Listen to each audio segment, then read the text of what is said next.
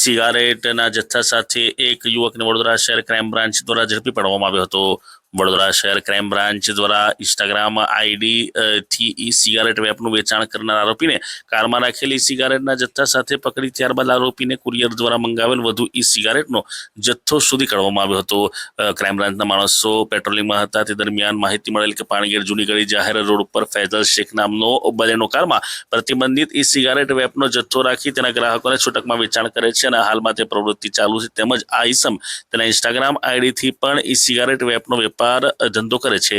તે માહિતી મળતા ટીમે તુરંત જ પાણીગેટ જૂની ગળી ખાતે જઈ માહિતી મુજબની બલેનો કાર શોધી તેમાં હાજર ફૈઝલ સલીમભાઈ શેખ જેની ઉંમર 19 વર્ષ હોય તેને ઝડપી પાડી આગળની કાયદેસરની કાર્યવાહી હાથ ધરી હતી। પોલીસ દ્વારા સિગારેટો અલગ અલગ કંપનીની તથા અલગ અલગ ફ્લેવરના માર્કાની કુલ 79 સિગારેટો જેની કિંમત 1,80,500 હોય તથા એક કાર જેની કિંમત 5 લાખ હોય અને એક આઈફોન કંપનીનો જે ફોન હોય તેની 30,000 કિંમત હોય તમામ જે મુદ્દામાલ છે તે મુદ્દામાલ જપ્ત કરી આગળની કાયદેસરની કાર્યવાહી હાથ ધરવામાં આવી હતી।